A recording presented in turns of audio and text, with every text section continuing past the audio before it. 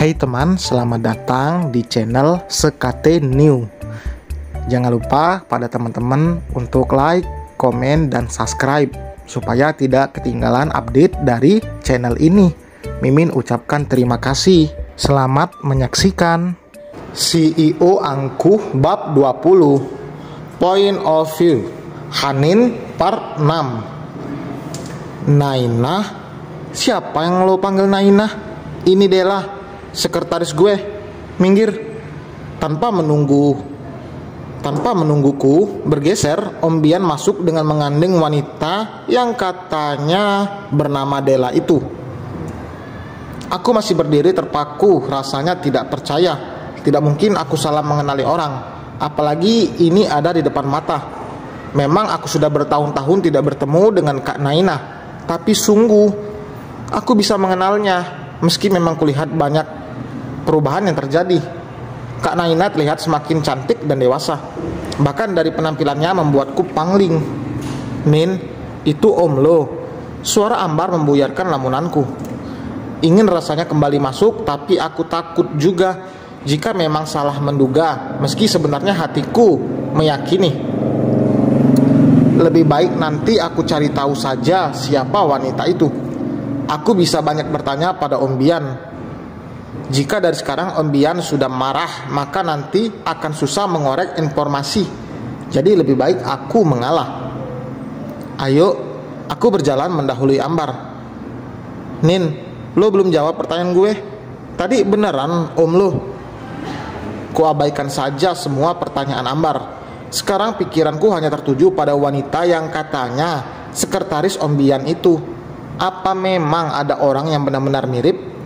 Tapi heran juga, karena terakhir aku pernah mendengar orang membicarakan soal Kak Nainah. Ada yang mengatakan jika kakakku itu menjadi asisten rumah tangga. Tapi kulihat sekarang apa? Dia menjadi sekretaris di perusahaan besar. Semua pertanyaanku berkecamuk di dalam benakku. Aku harus sabar sedikit. Sebenarnya tidak hanya dari Om Bian, tapi dari Devan pun aku bisa mengorek informasi. Tapi Devan tampaknya akan tidak suka. Setelah sampai di rumah Ambar, kukirimkan pesan pada Om Bian, mengatakan jika aku menginap di rumah Ambar. Tidak peduli dia membacanya atau tidak, karena setelah mengirim pesan itu langsung kumatikan ponsel dan fokus pada tayangan film yang berputar. Niatnya ingin tenang di rumah Ambar, malah aku jadi gelisah memikirkan wanita yang mirip Kak Nainah tadi. Sengaja beberapa hari ini aku tidak macam-macam agar emosi Om Bian tidak tersulut dan aku bisa bebas bertanya. Om mau dibuat jus juga nggak? Tawarku padanya yang pandangannya fokus pada laptop. Bikin jus buah naga. Cemilannya? Nggak usah. Gegas aku ke dapur untuk membuatkan pesanannya sambil berpikir dari mana aku harus memulai untuk menanyakan soal itu pada Om Bian. Apalagi sekarang kondisinya dia sedang fokus dengan pekerjaannya. Apa aku harus menunggu sampai dia selesai? Kusodorkan gelas berisi jus buah naga itu padanya. Aku memilih di kursi tunggal yang jaraknya tidak terlalu jauh dari tempat Om Bian berada. Lelah menunggunya selesai, mataku sampai berat untuk terbuka dan akhirnya tertidur di sofa. Aku tiba-tiba terperanjat bangun dari tidur. Om Bian melihatku sampai terheran-heran. Mimpi jatuh? Tanyanya lalu kembali fokus ke laptop. Sepertinya aku tidur sebentar, makanya terkaget seperti ini. Padahal tidak ada yang membangunkanku. Meski masih mengantuk, tapi coba ku tahan saat melihat Om Bian mematikan laptopnya. Berarti memang dia sudah selesai dengan pekerjaannya. Om, dia langsung menoleh. Cewek yang kemarin itu siapa? Sebelah alis Om Bian terangkat. Kemarin jam berapa emang lo lihat gue sama cewek? Kuhela napas panjang. Bukan kemarin, beberapa hari lalu waktu kita papasan di pintu. Emang kenapa? Aku kayak kenal deh. Jangan sok kenal lu. Aku serius Om, wajahnya mirip kayak kakak aku. Emang kakak lu kemana? Kabur. Namanya siapa? Nainah. Berarti bukan. Sekretaris gue itu namanya Dela. Dia itu lulusan universitas terbaik. Mana mungkin lo adeknya. Di dunia ini banyak orang yang wajahnya mirip. Sebenarnya apa yang dikatakan Om Bian juga tidak salah. Memang banyak yang mirip, tapi firasatku mengatakan jika memang itu Kak Naina. Tapi Om, kalau emang dia kakak lo, dia pasti ikutan kaget dong bisa lihat lo. Kemarin gue lihat dia biasa aja kayak nggak kenal lo.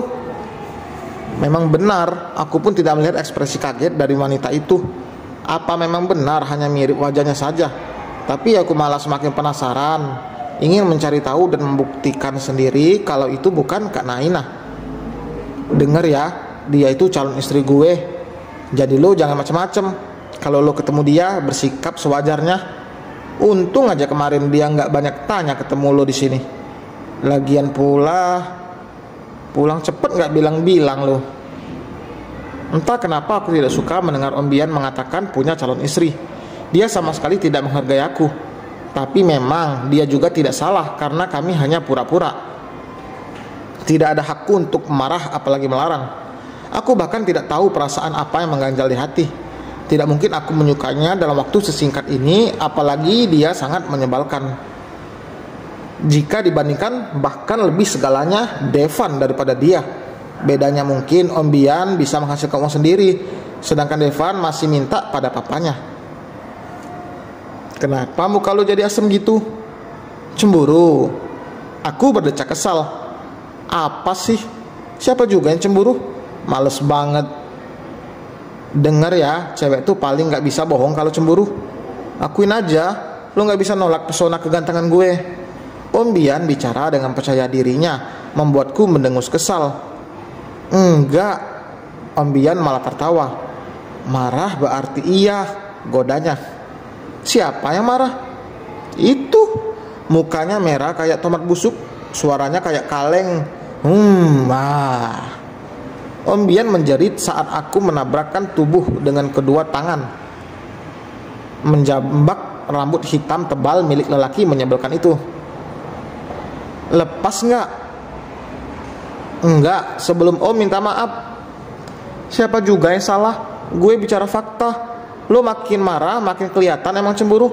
Gelak tawa Om Bian kembali pecah. Aku bilang enggak, ya enggak. Terus kalau nggak cemburu, lo ini ngapain? Sengaja memancing gue? Iya. Tangan Om Bian yang tadinya berada di tanganku untuk melepaskan jambakan sekarang bertengger di punggungku dan mengelus, membuatku tersentak. Tubuhku langsung menegang dalam pelukannya. Bilang aja kalau lo mau dikasih jatah kan? Sebelah sudut bibir Om Bian tertarik membentuk senyum mengerikan. Tanganku yang tadi menjambak rambutnya kini bertumpu pada pundaknya dan mendorong untuk bisa lepas.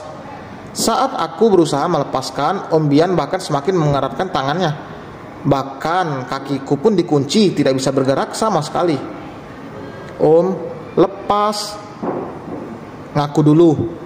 Lo cemburu. Baru gue lepas, ujarnya dengan alis yang naik turun. Apa sih? Orang gak cemburu kok, ujarku bersungut-sungut. Aku berhitung dalam hati, mengumpulkan tenaga untuk melarikan diri. 1, 2, 3. Jantungku berdetak dengan kencang seperti akan melompat dari tempatnya. Kecupan itu. Lututku bahkan langsung lemas seperti tak bertulang. Dan selesai teman, terima kasih telah mendengarkan.